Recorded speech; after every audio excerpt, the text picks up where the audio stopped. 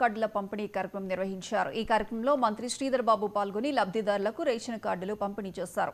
గత ప్రభుత్వం 10 ఏళ్ల అధికారంలో ఉన్నా ఏ రోజు రేషన్ కార్డులు ఇవ్వలేదని మండిపడ్డారు.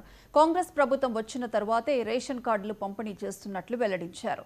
దీంతో 6 గ్యారంటీల పథకం అమలు చేయడం జరిగిందని పేర్కొన్నారు.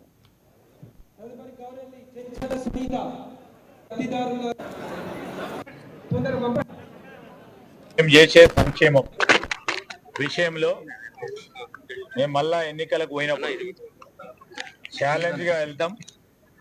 ఏ మాటపై నిలబెడతామని చెప్పినామో మాటపై నిలబడి వెళ్ళడం జరుగుతుందని ప్రత్యేకంగా టీఆర్ఎస్ వాళ్ళు పదే మేనిఫెస్టోకు సంబంధించి ఏ రోజైతే ప్రభుత్వాన్ని ఏర్పాటు చేసినామో రెండో రోజు నుంచి మేనిఫెస్టో ఏందని అడిగే వాళ్ళకి ఇదే ప్రత్యక్షమైన సాక్ష్యం. ఈరోజు రేషన్ కార్డులు పేదవారికి రేషన్ కార్డుల గురించి దరఖాస్తులు చేసుకున్న వారు 10 సంవత్సరాల కాలహయంలో ఒక్కరికి కూడా ఇవ్వకపోవటం. ఇప్పుడే ఒక చిన్న పిల్ల వచ్చింది, ఎన్ని సంవత్సరాలని అడిగిన 10 సంవత్సరాల సార్, మా పిల్ల పుట్టినప్పటి నుంచి ఇప్పటి వరకు అడుగుతా ఉన్నాం. మన ప్రభుత్వం వచ్చింది, ఈరోజు మాకు రేషన్ కార్డులో ఆ పిల్ల పేరును చేర్చడం జరిగింది, మాకు సంతోషంగా ఉందని చెప్పటం ఈరోజు మాకు అందరికి కూడా ఆనందదాయకంగా ఉంది. అనేక సంక్షేమ కార్యక్రమాలు చేస్తా ఉన్నాం.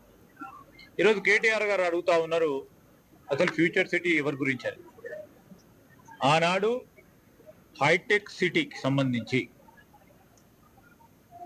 శంకుస్థాపన చేసింది 1992 సంవత్సరంలో కాంగ్రెస్ పార్టీ ప్రభుత్వంలో ఆనాడు ఉన్న ముఖ్యమంత్రి జనార్దన్ రెడ్డి గారు, ప్రధానమంత్రిగా ఉన్న పివి నరసింహారావు గారి ఆధ్వర్యంలో రాజీవ్ గాంధీ గారు ఆలోచన చేసిన సందర్భంలో చనిపోయిన కీర్తిశేషులు రాజీవ్ గాంధీ గారు టెక్నాలజీని ఉపయోగించుకొని ప్రగతిని సాధించవచ్చని చేసిన ఆలోచన మేరకు శంకుస్థాపన చేస్తే దినదినాభివృద్ధి అయి ఈరోజు మొత్తం దేశవ్యాప్తంగానే కాక ప్రపంచవ్యాప్తంగా కూడా ఒక టెక్ క్యాపిటల్ గా నిలిచిన హైదరాబాద్, పెరుగుతా ఉన్న జనాభా, పెరుగుతా ఉన్న అవసరాలను కూడా ప్రభుత్వాలు తీర్చి ఖచ్చితంగా ప్రజలకు అవసరాలు తీర్చిదిద్దే బాధ్యతల భాగంగా ఒకటే వైపు నగరం అభివృద్ధి చెందొద్దు, నగరానికి 4 దిక్కుల అభివృద్ధి జరగాలి.